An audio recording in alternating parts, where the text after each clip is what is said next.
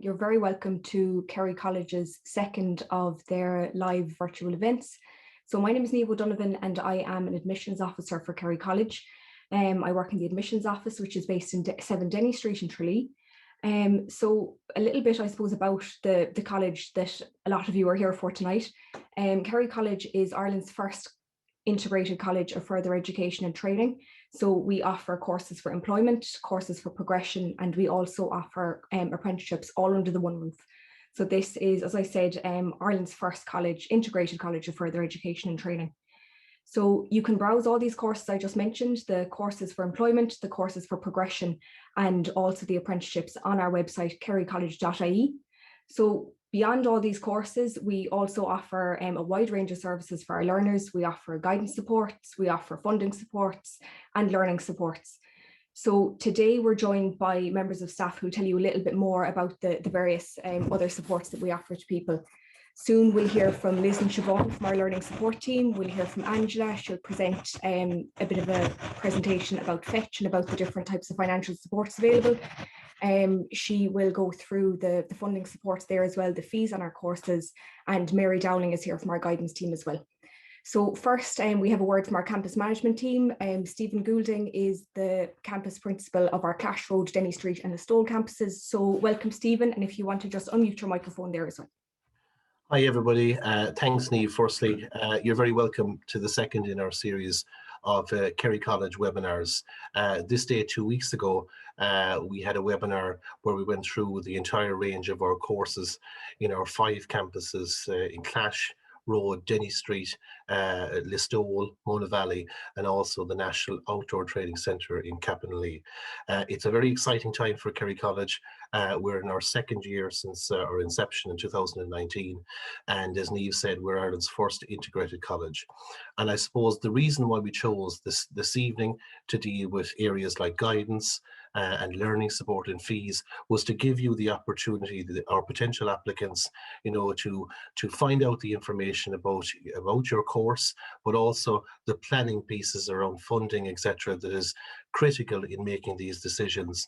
And now is the time, where students normally make these decisions, and also for parents to be a support mechanism for parents in making decisions for their children as well. So I suppose Kerry College offers a wide range of courses for employment, progression, apprenticeships, and we cover all areas.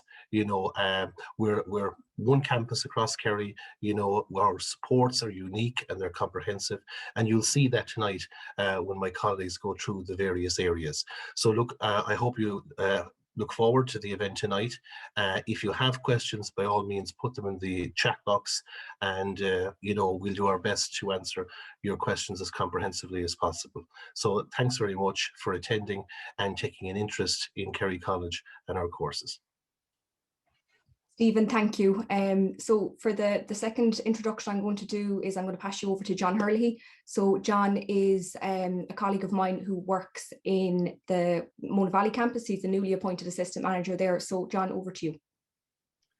Thanks, Niamh, and good evening, everybody. It's lovely to be here, and I'd like to welcome everybody to the webinar this evening on behalf of Con and Isaac and the team at the Mona Valley campus. Just echoing what Stephen has said, I suppose we're tremendously proud of what we've built at Kerry College. It's a large integrated college of further education and training, the first in the country. We had 4,000 plus learners through our gates last year, both physically and virtually. It's a big college, but it feels small. It feels almost homely. It feels intimate. That's one of the things that's, I guess, really special about the college, that we do have big numbers attending every year because of the support and the guidance and the friendliness of the people, of the staff on campus. It feels like I suppose a smaller operation, which we're very proud of. A very life-changing year for everybody coming out of the global pandemic. A very difficult year for students, for school leavers, for people that are looking at changing their careers, people that are looking at returning to education. And I suppose I just want to let you know, and echoing what Stephen has said, is that we're certainly here for you. We're at the other end of the phone for a conversation if you need us. And part of that, reaching out and accessibility to our admissions office, for example, is tonight's event about guidance supports, about learning supports, and about fees and funding supports. We wanted to lay it all out for you. in clear and simple terms, so you could feel more informed as you make your decisions in the coming weeks and months. So I'll pass back to Niamh now. Thank you for that, and we look forward to welcoming you to Kerry College this autumn. Thanks a million, John.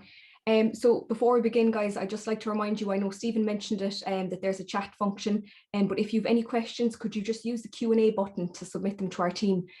We had over 400 people register for the event tonight, so we're not going to be able to get to all the questions, unfortunately, and we'll try and get to as many as we can, and we'll try and answer as many as we can live here with you tonight.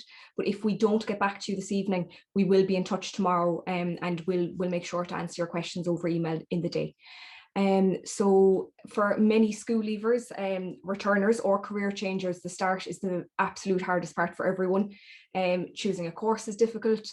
With so many possible career paths and progressional opportunities, it's very difficult to make sure that you choose the right one. So to tell us more about this, Mary Dowling, who's our guidance counsellor from our Listowel campus, joins us now. So hi Mary, if you'd like to turn on your camera and unmute your microphone, please. Hi there. Hi, Mary. So I'm just going to share my screen, hopefully. Perfect. And Mary, going well. At the end of your presentation, I'll have a quick look through the questions that are coming in, and we might have a little bit of a question and answer section at the end, okay? Great. Okay. Can you see that?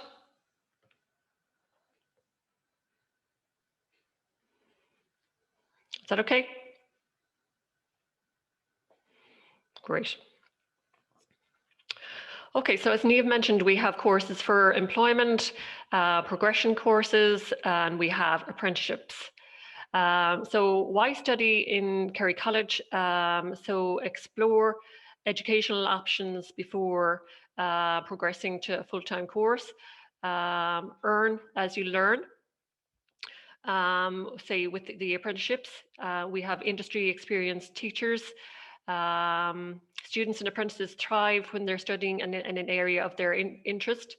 Master the art of blended learning, and we have 180 courses and 70 apprenticeships, and we have 4 campus locations. So for the courses for employment, so we have QQI major awards at level 5, 6, and professional certification. So they're practical skills-led education and training. There's integrated work practice. So the work experience would be an essential component of all of our courses.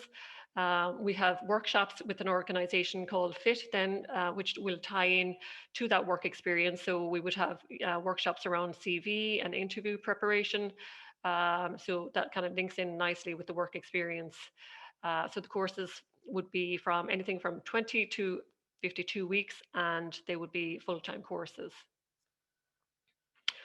So 30% of the learning is practical, and there would be an 80% job placement rate then out of that.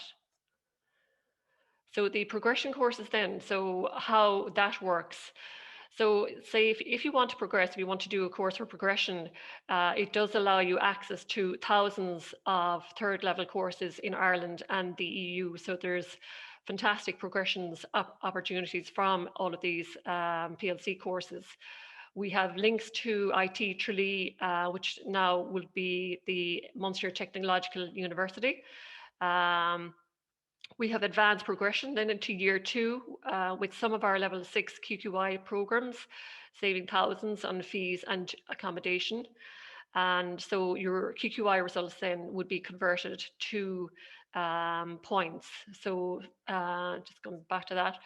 So the points you would accumulate would be reach a maximum of 390 points for your QQI course. So you would use those then the same way, say, the Leaving Cert points would be used. So then so how that works then, all courses for progression at Kerry College meet the requirements for entry into all level 7 courses in IT Tralee. So that's fantastic. So it doesn't matter what course you're doing, it will allow you progress into Tralee IT. So for most of the Institute of Technology TU courses, you compete with standard Leaving Cert applicants. So those points that I mentioned, 390 points, you can use those the same way the standard Leaving Cert applicants would be using those points.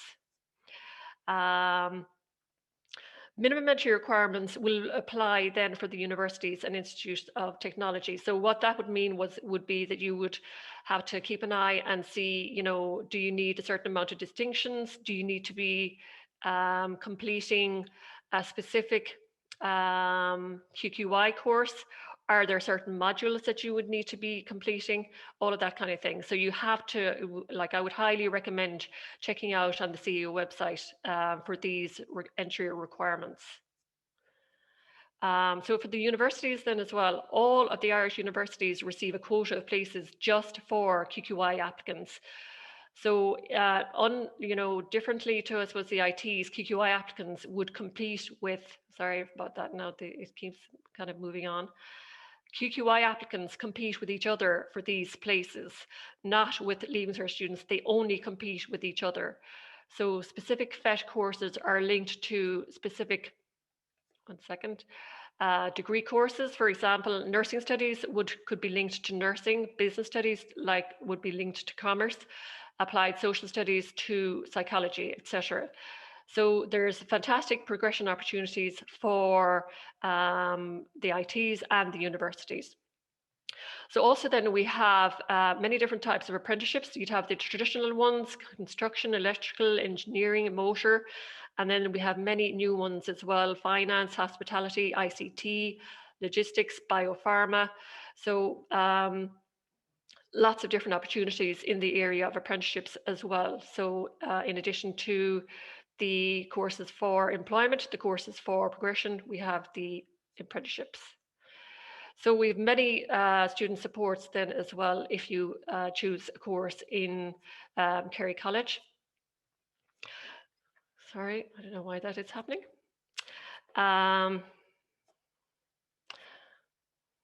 Okay, sorry about that. I don't know why that is happening. It didn't happen earlier on when we practiced. So we have a career guidance service. So every student, no matter what campus they're on, would be entitled to a career guidance service. So it would be one-to-one guidance service. So every student could make an appointment to see a guidance counsellor, regardless of which campus they're on, and they would have that one-to-one support. There's also workshops, so students would have access to CEO workshops, progression workshops. So many of our courses would allow you to progress outside of Ireland. So if you wanted to apply for colleges in Britain, you could apply through UCAS, or if you wanted to apply for courses in the EU, you could apply through UNICAS. So there would be workshops in those areas as well. Counselling supports, so we would have counselling supports as well. So say if a student needed any kind of personal support around personal issues, we have the services of a counselling service, and our students, anyone can avail of that free service. So that's a fantastic support that we have. Also, we would have a student support team, which would meet on a weekly basis. And the purpose of that student support team then is to identify any students who are having any kind of difficulties and who may need the support of myself as a guidance counsellor, or who may need outside counselling or learning support, whatever that need be. The purpose of that weekly meeting would be to identify those students who would need any extra support. So finally, why Kerry College? So 1 in 4 students don't complete their college course. So further education and training graduates tend to be more successful when they progress to 3rd level, and they're less likely to drop out.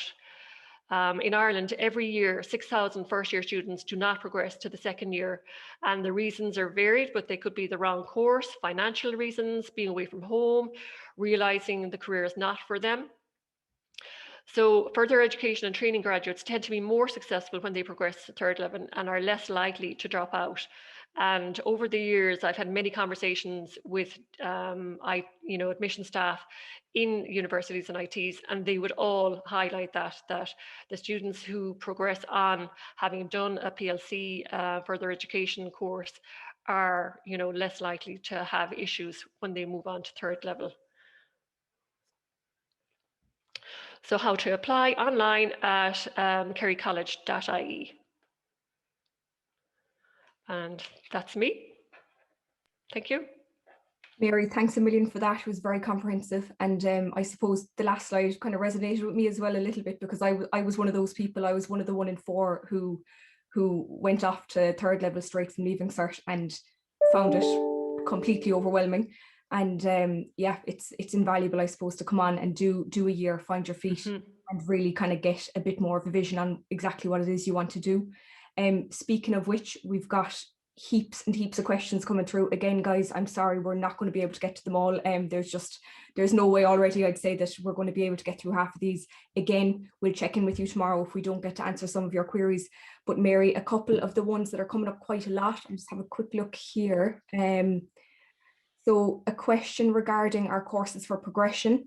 So someone is asking, what are the examples of courses that students can progress to from our courses for progression? So I suppose they're numerous, really. Like you could, as I mentioned, the courses, any of the courses in Tralee IT. So if you have any QQI, you can apply to any of the courses. So like in Tralee IT, health and leisure, social science, sports related courses.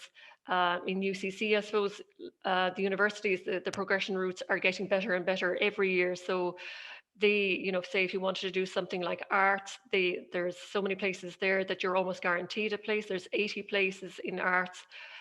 Social science, again, has very many places. So the universities, again, have fantastic opportunities. There's criminology, applied psychology, business, law, science, nursing. So there's absolutely brilliant opportunities to progress. And I suppose, as I mentioned before, it's just to make sure that they have those entry requirements and they check them out. Like last week, I suppose we mentioned the webinar that we had last week, and just I suppose it was very interesting to me just to note that 2 of the presenters there who are currently teachers in Kerry College would have been former PLC students of Kerry College, and so both in different areas, but they went on to third level and became further education teachers. So there's so many different opportunities, but that was just, I suppose, a concrete example of what you can do from our PLC courses. Absolutely. Sorry, Mary, I'm going to fly through a lot of these as quick as I can, just so I'm just conscious that we can try and get as many queries answered as possible for everyone. Yeah. So another question is in, and I know you touched on it slightly in your presentation, but how are places allocated to QQI students at third level, and where can you find out more about those specific entry requirements that you spoke about? So I suppose as I said, the entry requirements for many of the IT courses, I suppose how they would be allocated, they are competing, as I mentioned, with the Leaving Certs on the Leaving Cert points system. So that would be, it would be very similar to Leaving Cert points. So say, if you had your 8 distinctions and you had 390, you would be then applying on the basis of the normal standard Leaving Cert point system. And so it would go the same way. If you were applying for, say, a university course or a course that had a quota, you would be applying then in competition only with other QQI students. So that would, again, I suppose it would just depend on the amount of places, the amount of interest in the course. So it might be that a student might qualify based on having their 5 distinctions, or they may need, that might be the minimum entry, but then say if there was a lot of interest, they may need to have their 8 distinctions in order to qualify for those courses. So if there is too many places and everybody, say for example, has their 8 distinctions, then it will be based on random selection. So in other words, all of the names would go into a hat, and the places would be allocated then randomly. To find out the information then about the entry requirements, I think like the go-to place would be on the CAO website. So like if you Google CAO QQI links, it will bring you directly to it, or if you just go into the CAO, it's on the left hand side, then you'll see QQI links, and that would be the go-to. It will have all the information about whether it's a quota, whether it's if you can combine it in over 2 years, whether you need to do the course in 1 year. So all of that information is there. And the second place, I suppose, would be the college websites themselves. But my go-to place would be the CAO QQI links. Yeah, all that information is there, readily available for students. Brilliant. And Mary, we might post that link that you spoke about just after into the chat feature afterwards. Brilliant. I'm aware of the link that you're talking about, and it's very, very helpful. And just people who don't have a guidance counsellor at their disposal, to be able to pick up. Exactly. It's great to be able to look through that yourself.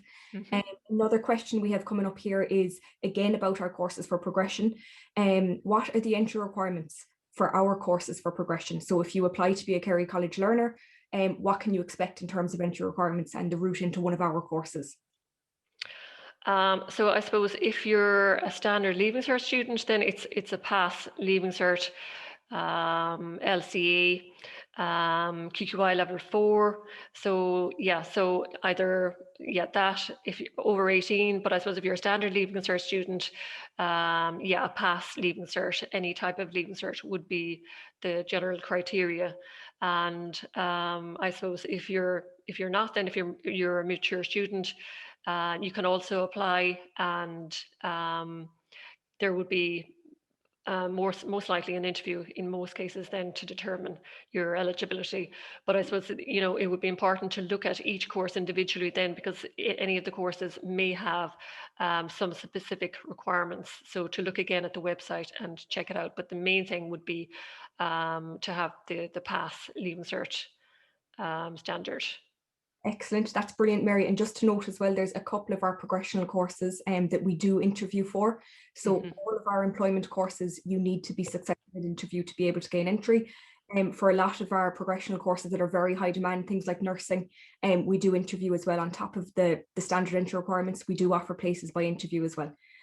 That's perfect, Mary. Thank you. Thanks so much for that. There's about 27 more questions that we didn't manage to get to, but I'm just conscious not to delay us anymore. So I'm going to just say thanks for now. And if you want to just turn off your camera and mute your microphone, and we'll move on to Angela soon. Okay, thank you, Niamh. In that section, I suppose you would have, by speaking to a guidance counsellor, you might have your mind made up somehow on what you might want to do. Once you have your mind made up about roughly what area you want to move into, you might have questions like, how do I apply for this course? How does Fetch Courses work? What fees will I pay? Will I have any financial supports? So we're up next is Angela from our Clash Road team, and she's going to talk you through that. So Angela, if you want to just pop your camera on and unmute your microphone, and welcome. Hi everyone, I'll just share my screen there.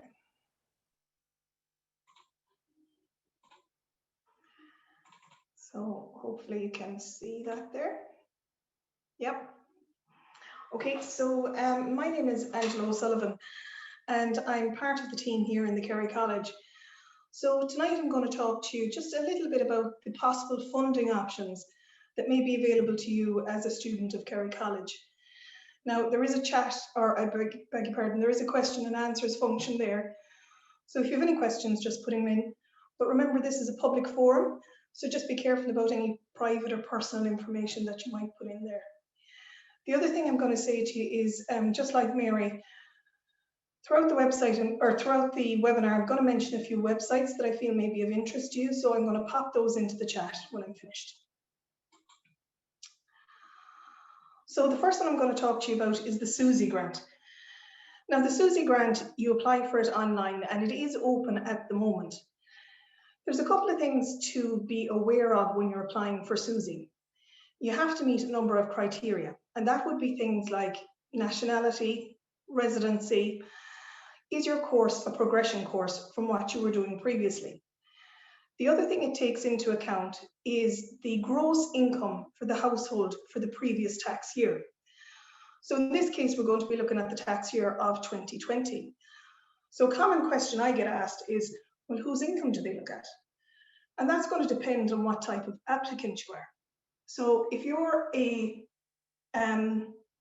dependent applicant, they're going to take your income and that of your parents or legal guardian. If you're an independent, they're going to take your income and that of your partner or spouse. Now, to be an independent applicant, you must be 23 on the 1st of January of the year entering your course. And you also have to show that you were living independent of your parents as of the October prior to entering your course. So I think it might be helpful to know that SUSI are aware that there's a lot of information in that. So they have set up a number of guides, and they've also set up a eligibility reckoner where you can go in and check if you are eligible. So I'll include that. So I'm just going to put this up as well. This shows the level of award that you may receive. So I'm just going to leave that up there maybe and check if there's any questions. Niamh, is there any questions on SUSI at the moment? Hi, Angela, sorry. So just one question had come through just about any tips. So any tips about when you are applying? Okay, that's actually a very good question. And I was talking to SUSI about this today. They said a common mistake that people make is they use maybe a school or a college email. So you may leave school in June or July, and you no longer have access to that email, and SUSI are trying to contact you. So use an email that you're going to have access to throughout your academic career. The other thing that SUSI wanted to bring to attention this evening is you might find that there's a change in your income from this year to last year. So in the application form at the very back, there is a change of circumstance section. They're encouraging people to fill that out, and they will take that into account when reviewing your application. The other thing is SUSI's open now. Apply now. A lot of people maybe leave it until they know what course they're doing or until they have all the information that they need for the SUSI application. We'd encourage you to apply now. You don't have to do the application all in one go. You can do it in stages, but just get in for the priority applications, which is the 8th of July. And the last thing I'm going to say to you is, SUSI has said, sometimes it might be for whatever reason, your application might get refused. There is an appeal process. Use it. You'd never know, something might have changed from the first time that you applied to now. So use the application or the appeal process that's there. Is that okay? That's perfect, Angela. That's brilliant. Will I go on to the next one? I'd say yeah, because the questions are coming through thick and fast anyway. So I'd say if you want to move on to the next slide, and we can work through the questions then if anything comes up for that. Okay, the next one is the training allowance. Now, in order to be eligible for this, you need to be in receipt at the start of your course of certain types of social welfare payments. Now, I'll include in the link what those social welfare payments are. Now, when you're offered a place in one of our courses, you will get a form that's called an F103. So if you're in receipt of social welfare, you take that F103 down to your local office, they'll complete it. What they'll include in it is what type of payment you're on and the amount of the payment. And you bring that together with your bank form to us on the registration day. And that's basically a declaration from, or an instruction from social welfare that we're to take over your payment, okay? A top tip I would give to you, when you have completed that F103 and your bank form, take a copy of it. That's an important document. You never know when you need to refer back to it. Maybe even just take a photo of it on your phone, but just have a copy of it for yourself. The other thing in relation to the training allowance, with that you may be eligible for travel or accommodation and meals. So it's well worth looking into the travel allowance to see if this is an option that may be accessible for you. Angela, sorry, I'm just going to pause you there because we have a lot of the same question coming through at the moment, actually. Yeah. A lot of people are asking how much is a training allowance, and I know really good question. There's not really an answer to it, but no, there isn't. Unfortunately, unlike the SUSI where we can tell you what the level of award you would receive, with the training allowance we can't. It's really going to be dependent on what the social welfare, fill into that F103 form. That's going to indicate the amount of allowance you're going to get. Perfect. Thanks, Angela. Okay, so the next one that I'm going to talk to you about is the back to education allowance. Now, I suppose really what I'm going to say to you about this, if this is something that you think you're eligible for, I'd really suggest you have a conversation maybe with your local social welfare office, or maybe even Citizens Information. In general, you must be over 21 years of age and in receipt of a qualifying social welfare payment. And it must be on an accepted course and an approved course. So if this is something you're thinking about, I really have a conversation with those people just to make sure you're making the right choice. Is that okay? That's perfect. And Angela, as well, I suppose to reiterate, although Kerry College and the admissions office, we can signpost everyone towards which payments might benefit them. It's the learner's responsibility at the end of the day to kind of sit back and to say, okay, maybe I'm eligible for Susie grant and a back to education allowance, but a back to education allowance on my circumstance might get me a little bit more. I prefer the weekly payments. So although we can signpost people in whatever direction, we can signpost people to what's available, we can't make the decision for them, and we don't pay them either. So it really is down to the learner, and it's their responsibility to sort themselves out for that. Yeah, and I mean, the thing about it is, by attending the webinar tonight, you're taking the first step. You're giving yourself time to make that decision and to find out and to follow up on the links that we're going to send you to see which is the best option for you. And it might be something like what might suit your friend may not suit you. So it's really important that you spend a little time just to make sure you're using or choosing the right option. Absolutely. So I suppose another question we often get is, well, look, those payments are great, but they're not eligible to me. So what's my choice? I suppose just to remember that our full-time courses are free. The courses for progression, there is a fee of €130. Some of our courses you may be able to get the travel or accommodation support payments. And the other thing I want to bring to your attention is if you are 16 or 17 years of age, you may be eligible for one of our training allowances. And that is not dependent on whether you're in receipt of social welfare, or it's not dependent on what's the income coming into your house. That is purely based on your age.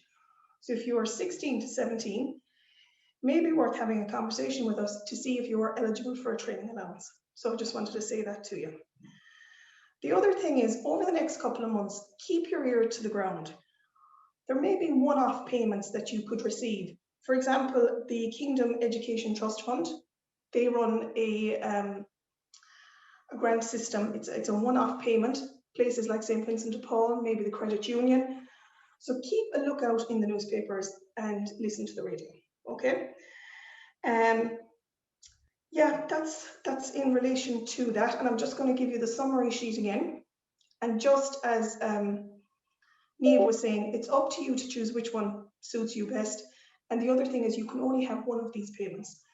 You can't have both, or you can't have more than one. So just to keep that Sorry, in mind. you just mentioned, I suppose, a question that has literally just come in now. What payment do I go for? So again, I think it's probably been covered by yourself, but if you just want to give a quick synopsis on that. Yeah, the best thing to do is, if you're unsure of which payment to go for, is to spend a little bit of time now researching the various options. Unfortunately, we can't advise you of that. It's really up to yourself. Spend a bit of time, get out a pen and paper, do your calculations, do a budget, and see which one you're going to come out better off from in the long run. Brilliant. And Angela, another thing that's coming up quite a lot here in the chat box, I suppose the times that we're in at the moment, COVID, PUP payments, there's a lot of people on the employment payments. So could you talk us through if someone's on a PUP payment, which I know there's confusion, it's a call that we get into the admissions office quite a lot. A PUP payment isn't essentially on paper a social welfare payment. So how do people go down the route of getting a training allowance or something like that if they're on a PUP payment? Yeah, I suppose the thing about the PUP payment is people are in receipt of that until they return to full-time employment.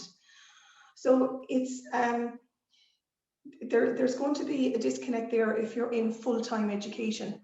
So you really would have to look at maybe changing over to another type of payment before looking at one of our full-time courses if you are on a PUP payment. And I don't know if you want to come in and say anything else in that, Niamh, or...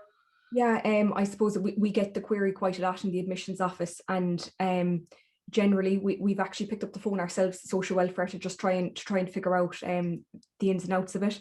The general understanding when someone is on a pandemic unemployment payment is that they're on it temporarily in the foresight that they're going to return to work at some point. And if you're enrolled in full-time education or training, that puts a blockage, I suppose, on you being able to return to work full-time. So you can't be on a payment that when you're hopeful that you're going to return to work full-time, when you're then doing something else in your time that's taking up your full-time hours. So I just encourage anyone who is on a PUP payment and who's looking ahead to maybe starting on a course with us at some point this year, give your local social welfare officer a ring. You might have a case officer there, sit down, have a chat to them and talk it through with them. They've been very good to everyone generally over everything that's happened since March 2020. Sit down, have a chat with them, and they'll sort you out the best way that they can. Yeah. So Angela, there's too many questions here, I think, to get to in the payment section. Again, everyone, we will be in touch with you tomorrow. Any questions that weren't answered, we will get through to you tomorrow at some point and make sure that they're answered. But for the meantime, Angela, I know that you have a bit of a presentation on the fetch application process as well, if you'd like to run through that. Yeah, I suppose it's just to kind of follow on from what Mary was saying, and myself really, if you're interested in joining one of our courses, how would you do it? And I'm just going to mention the Kerry College website that Niamh mentioned at the top of the webinar. If you haven't viewed this website yet, I really strongly urge you to go and visit it, because you're going to get information on learner experience, student stories.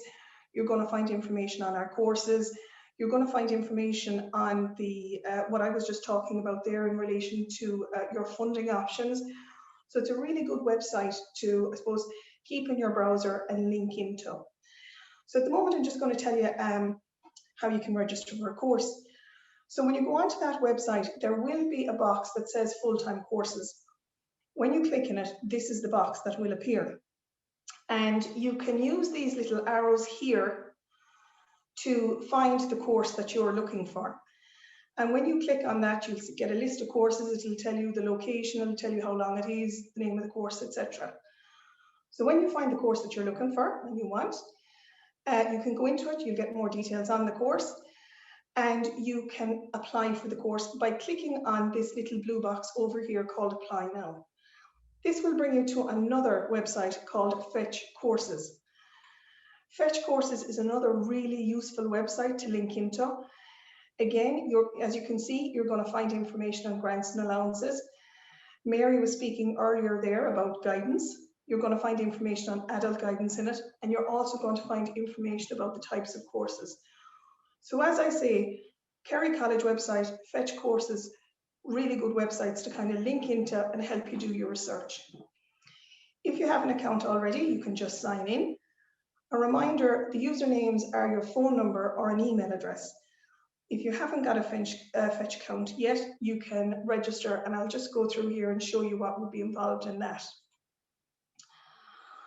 So you register by using an email address or your mobile number, and you complete your name and create a memorable password and keep a note of that. Make sure you agree to the terms and conditions and read them, and you bring on to the next one. What they're going to do then is it's either going to send you a confirmation email or a confirmation text message. And it's really important that you follow through with that step and complete the account. Once you have that done, you can then apply for courses. And it's important to remember, when you're doing it this way, you are, when you're applying on Fetch, you're doing what's known as an expression of interest. And we felt it was important just to show you that so that you know what it would look like. So it's going to ask you for some details again, but we just want to draw your attention. Have a look here on the right-hand side.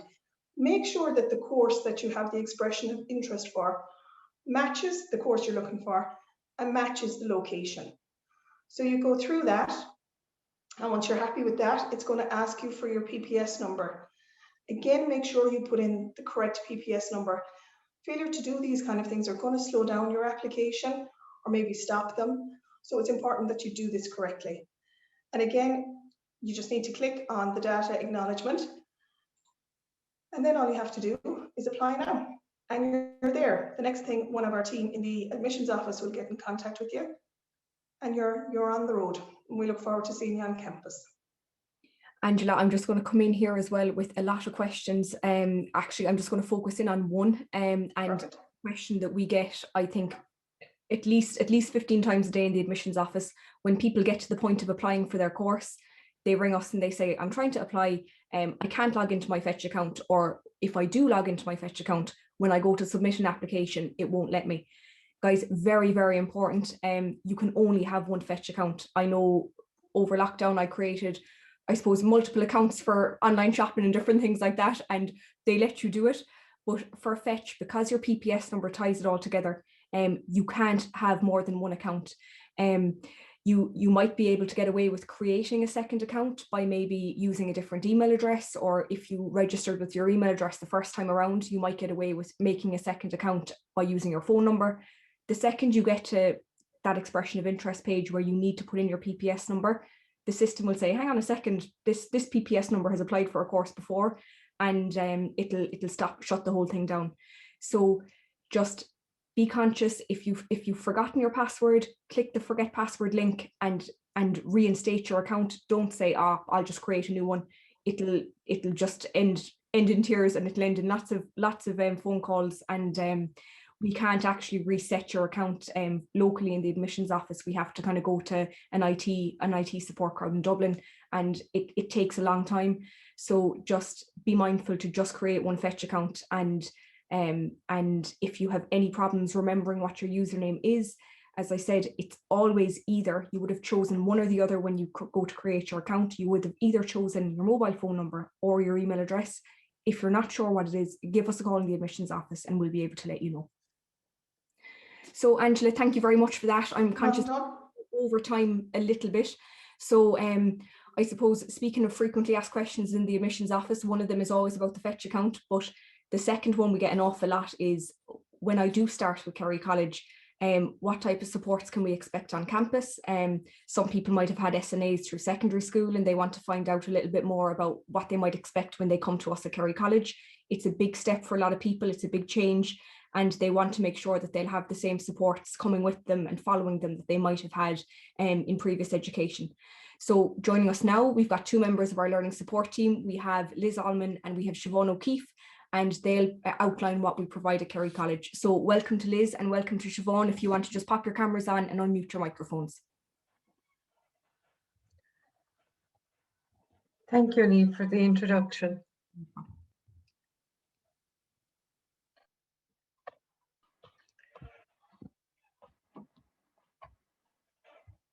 Okay, so we'll begin.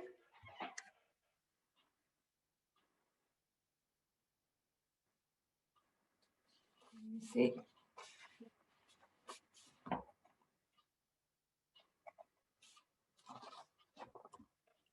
Okay, perfect. Okay, good evening, everyone. My name is Siobhan, and I would like to introduce you to my colleague, Liz.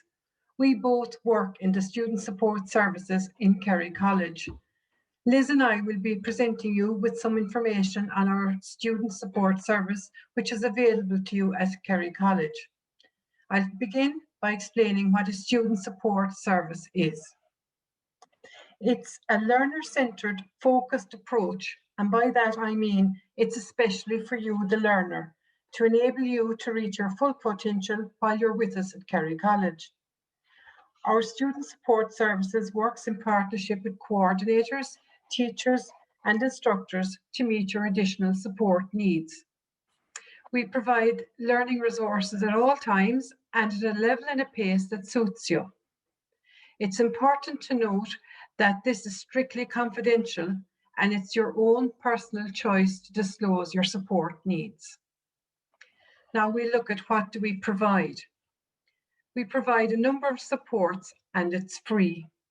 We cover areas in maths, IT, reading and writing. All our services are based on a supervised self-help model involving our student support staff and you, the learner. We will work with you to give you whatever support you may need while attending Kerry College. Our support is also available all year round, and you can avail of this by contacting our Student Support Services Office and by speaking to Liz or myself.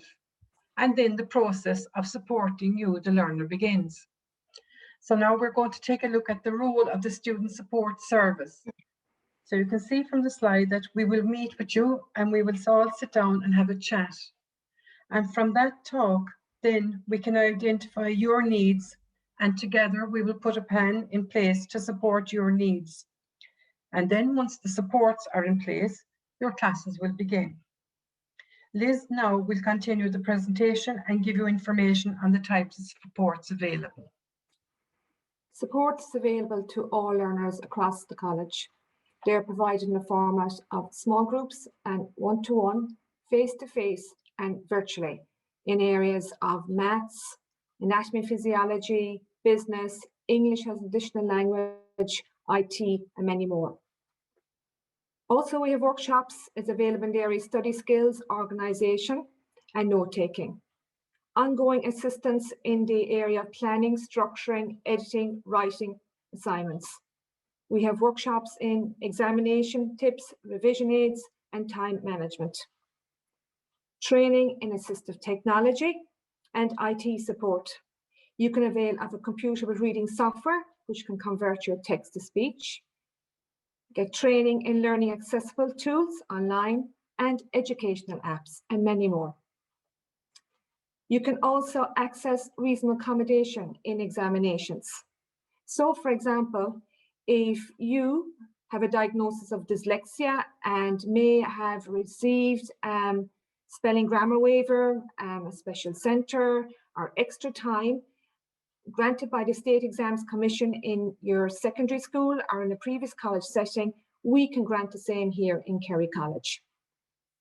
We have laptops available to help you to complete with writing your reports.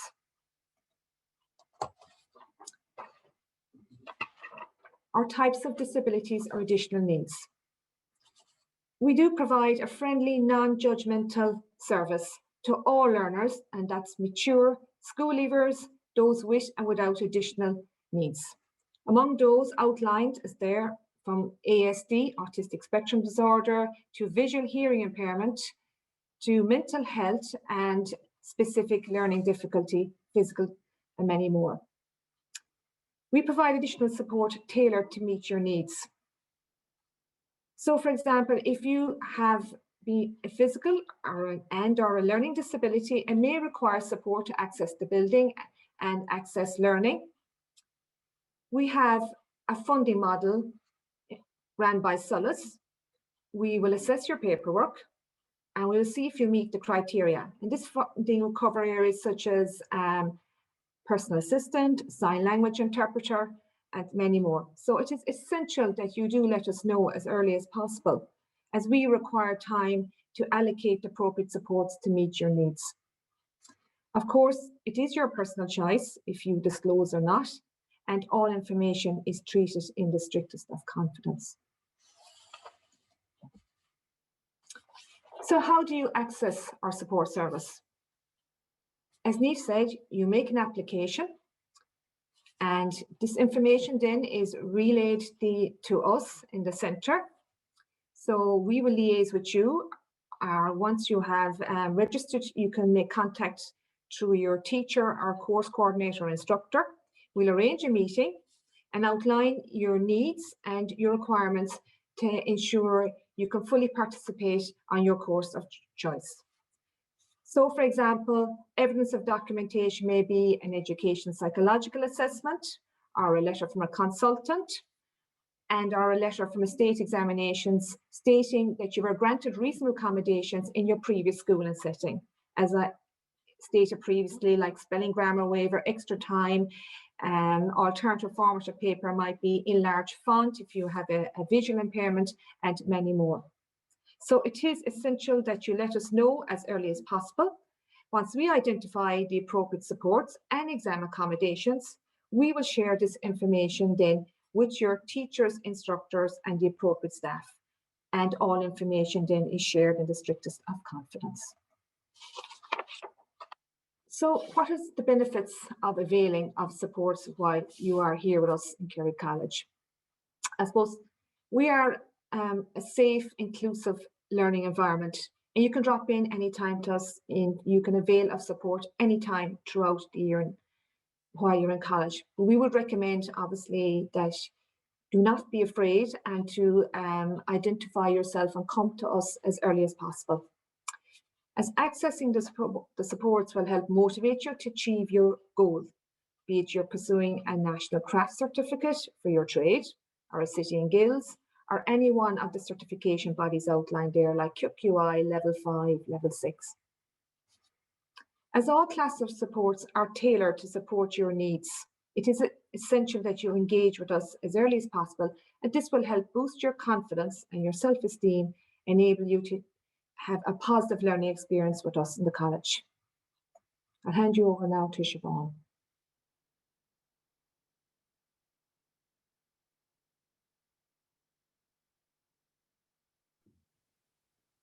Siobhan, if you just want to unmute your microphone there. Thank you, Niamh. Thank you. Now we're going to look at some feedback we received from a survey we did with our learners recently. We always talk to our learners and ask them how they found the student support service.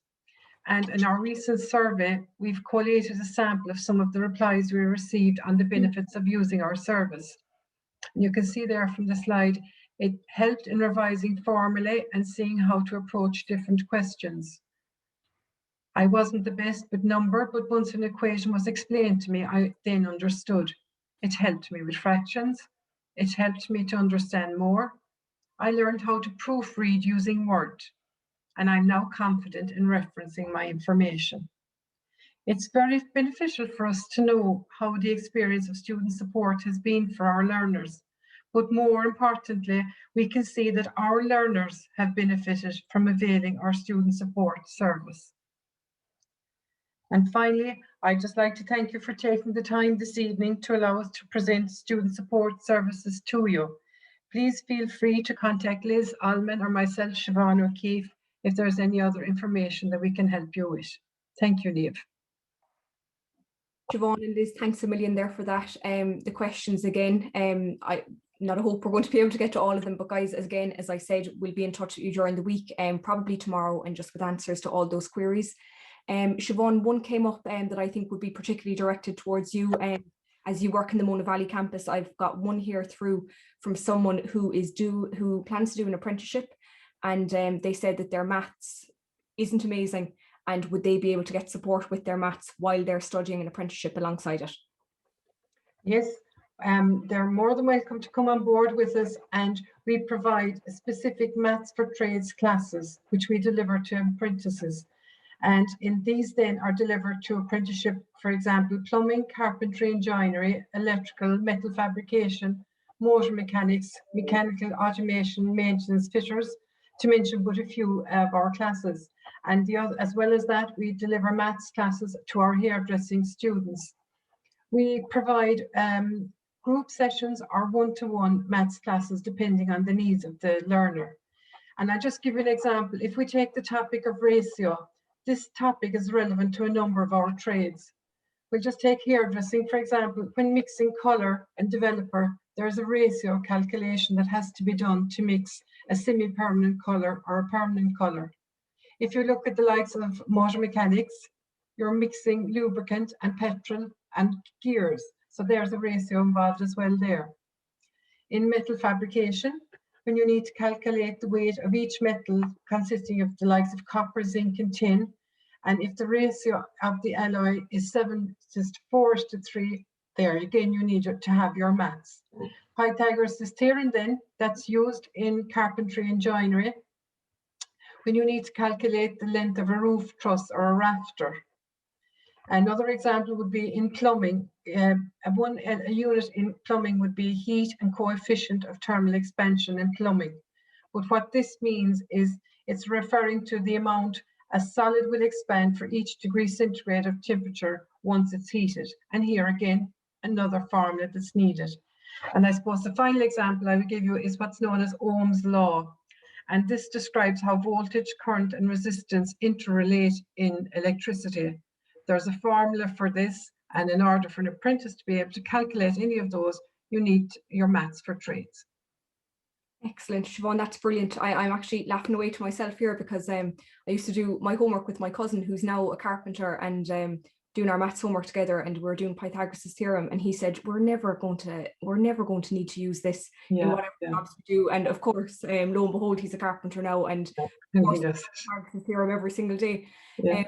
But I'm just going to go into one more question. There's actually too many to get through, but just quickly, someone just asked a very basic question here, which you did cover slightly. But how can they get this access to learner support? So if there's someone there in either of our campuses, what door do they go to? How do they arrange it? And even if they haven't applied yet, how do they access these supports? Okay, so I suppose the important thing is they make an application and that you relay the information to us as early as possible. And from then we arrange a meeting to outline then their specific needs and possible supports that we can put in place. We will advise them on the appropriate documentation that's required, as some of the examples I get outlined, and we'll inform them of the SOLAS funding model criteria, be it if it's specific needs they may require, for example, a personal assistant. Once the documentation is submitted, we will meet with them again, hear their story, and then look at implementing the appropriate supports in place and reasonable accommodation for assessments and examinations as early as possible. And from there, then all the appropriate information is shared with the teachers, instructors, as early as possible. And as we advised, it's, the college respects the students' dignity at all time and confidentiality in regard to provision of the student support service. So, it's an open door. We are here, we're available at all times. So just to refer from the admissions through to the centre. Brilliant. That's brilliant. Thanks a million, Liz. Siobhan and Liz, I'd say that's all we've time for in terms of questions. I might head over to John. John, is there any more questions coming through there in the questions and answers box that you feel that there's a general theme of them coming up that we haven't addressed yet? Yeah, I've pretty much been typing for the last hour, and I've still got 27 questions ready to answer. So we're getting back to absolutely everybody. So it's really important. So we're not going to get to all of you before the end of the webinar tonight, but I'm going to stay on. We're going to keep replying to you. Some people are asking very specific queries, which we're going to deal with privately. There was one query, all right, and if Mary Dowling is still on, there's a few queries in about the amount of points you get by doing what they call a PLC course, which is courses for progression. Now we call them courses for progression. So Mary, if you could maybe just come in on that. There's a number of queries on that if Mary is still with us, and she may not be now, but just to explain the 390 points, Mary, that is available to people who come in and do a course for progression. Yeah, so there's, so I suppose there's 8 modules. So if you do get 8 distinctions, that will give you a total of 390 points. So as I was saying, you can use those points. So you'll be competing with the Leaving Cert point system. So you'd be talking about courses in, say, for example, in Tralee IT, the level 7s, so level 6, 7s and 8s there, or many of the other ITs as well, you'll be able to use those points. But also, I suppose it's important to highlight as well then that we have links with Tralee IT, and so many of our courses, students may be able to avail of bonus points up to a maximum of 390 points. So for example, say if they get 330 points based on the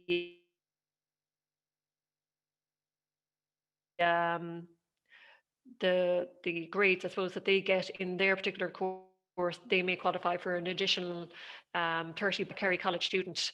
So that's a very good advantage, I suppose, our students here in Kerry College have in terms of applying to Tralee IT.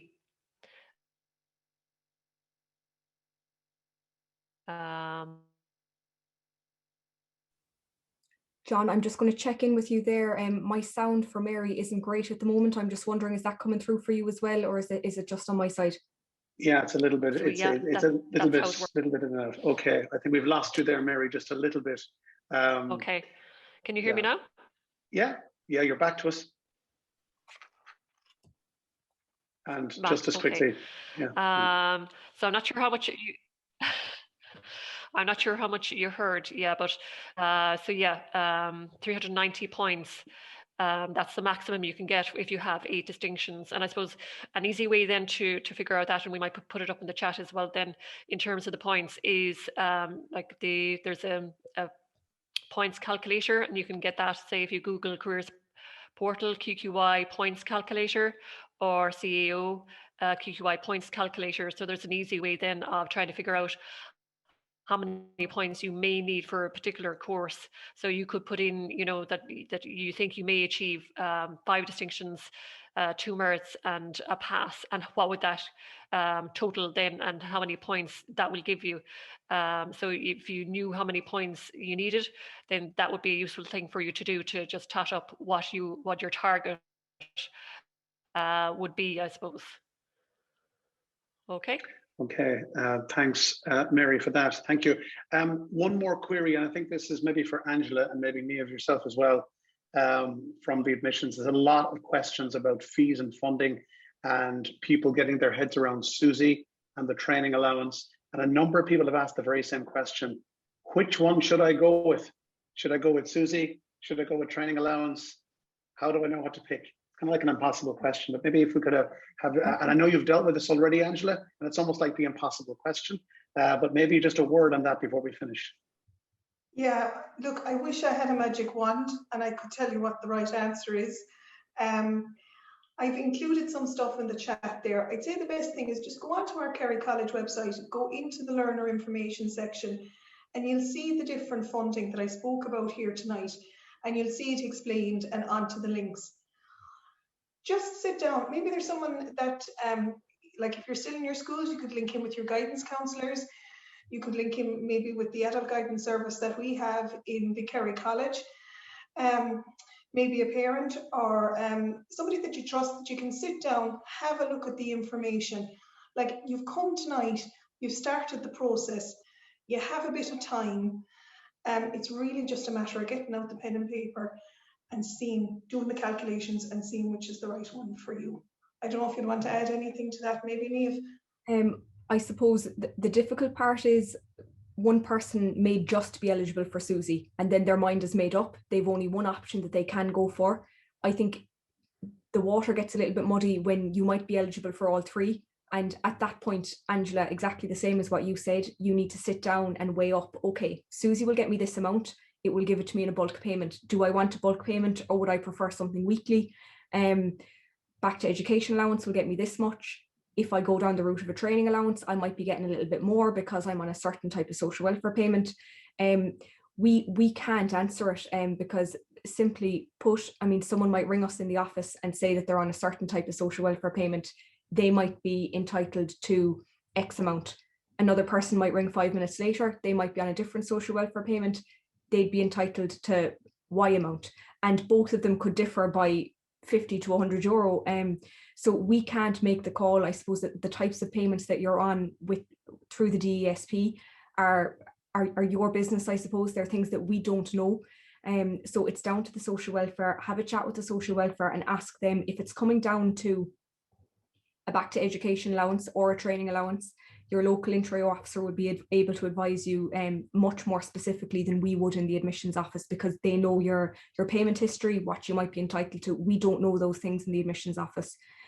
So as I said, if you're lucky enough to be eligible for all 3, sit down, do what Angela said, get your pen and paper out, find out what one would make more financial sense to you, and naturally enough, go with the one that gets you the highest amount of money, but also go with the one that pays you in the installments that you like.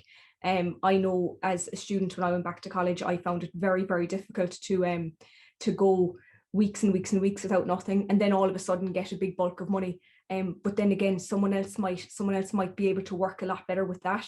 I know that if I was getting weekly payments, I'd be able to budget myself a lot better. As I said, someone else might be completely different, and they might prefer to get a big injection of money every now and then rather than a smaller bite-sized amount every week. So again, to reiterate what Angela said, it's completely your choice. And the other thing I'll say is, with the best of intentions, when you are talking to people about whether you're eligible for different things, if it's about Susie, go to Susie. If it's about the training allowance, come to us, because what your friend mightn't have been eligible for doesn't mean you aren't eligible for. So be careful who you talk to, because people will give you bad advice, not intentionally, but there just might be a difference between your situation and their situation. So I would say go to the source of the funding. That's where you know you're going to get quality information. And the thing with Susie is, if you get refused, remember there is an appeal. Absolutely. And there's in any given class in Kerry College, you might be sitting, but you might be on a Susie allowance, you might be on a Susie grant. The person beside you might be on a back to education allowance. The person beside them might be on a training allowance. So different people, different eligibility, and different payments essentially.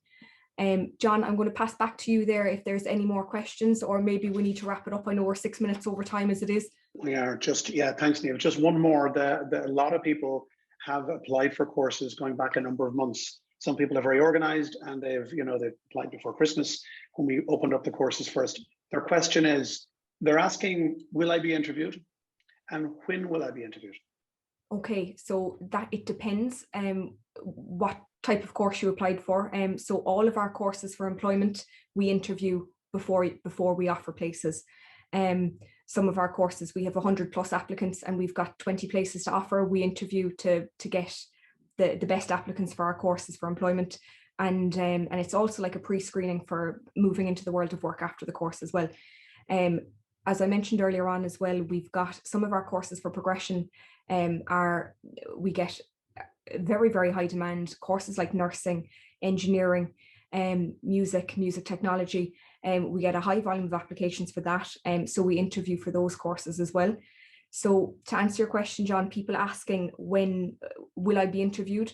It all depends on the course they've applied for. If they're not sure whether their course is a course that's interviewed for or not, pick up the phone, give us a call in the admissions office. Our number is 06671499696, or give us an email at info@kerrycollege.ie and we'll let you know whether your course is going to be interviewed for or not.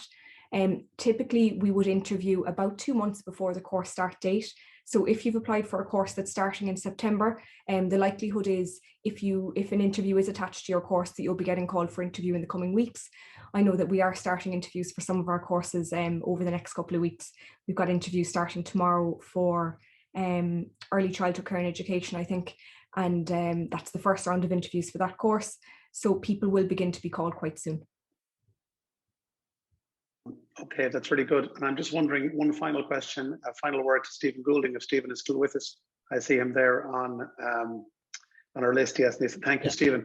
Stephen, we have a lot of queries, and these are difficult ones to answer for you, I appreciate, because of the fluidity of the public health advice and the evolving situation as it is even a year and a half on with COVID-19. But a lot of people are very interested in how much of the courses will be on campus in September, Stephen. There's a lot of people very interested. Like, we've just gone over the 100 mark on questions, by the way, so well done for all of the questions that you've asked.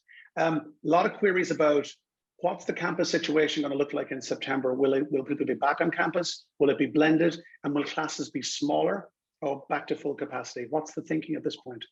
Well, I suppose, let's say, firstly, this year, we did reduce our class sizes to ensure we could be in line with government health advice. And I suppose that will follow through for the next academic year. And I suppose the anticipation is that we will be on site to a much, much greater degree than we have been this academic year. Blended learning, I suppose, will be a feature of our courses into the long term. So all courses will have an element of blended learning, but I suppose with the prevailing climate and the reduction in cases nationally, and I suppose the rollout of the vaccine as we move towards a situation of kind of herd immunity for the entire population, we will have a greater degree of on-site activity. And I suppose that's what the experience our students have had this year. They found, while they appreciated the emergency situation of being online, you know, there was a clear preference there to be on site for the things we've discussed this evening, like guidance supports, counselling supports, and also learning supports as well. You know, so we would anticipate, John, we will be on site predominantly, but there will be an element of blended learning, you know, and training during the induction period around IT proficiency in Teams and that for learners as well. And even our laptop scheme for learners, that will be available as well next year. Thank you, Stephen. That's really good. And I know it's almost a crystal ball thing, isn't it? We don't know how things are really going to look in September. Yeah. I suppose before we wrap, we're still going to go through the team here, going through your questions as quickly as we can. There's loads more coming in. We'll get to every single one before the end of the session. If people haven't got an answer, we'll just ask them to hang on there, and we'll pop a note back. We're nearly finished all of them. So we'd like to thank everybody for getting in touch with us across the webinar this evening and asking so many really brilliant questions that are really keeping us on our toes here in the background. So back to you, Niamh. Thanks, John. And like John said, we went over the 100 mark on the questions there. So apologies to all the participants who are here today that we've gone 11 minutes over when we should have ended. So I suppose on that note, this is where we leave it for this webinar on guidance learning and funding supports at Kerry College. We hope you enjoyed it and found it useful. And like the last webinar that we had, this will be uploaded to YouTube in the coming days. So keep an eye out for that. And a thank you as well to all our campus teams who presented today and who joined us live as well today. So until the next time, thank you guys for watching, and hopefully we'll catch you at the next live webinar.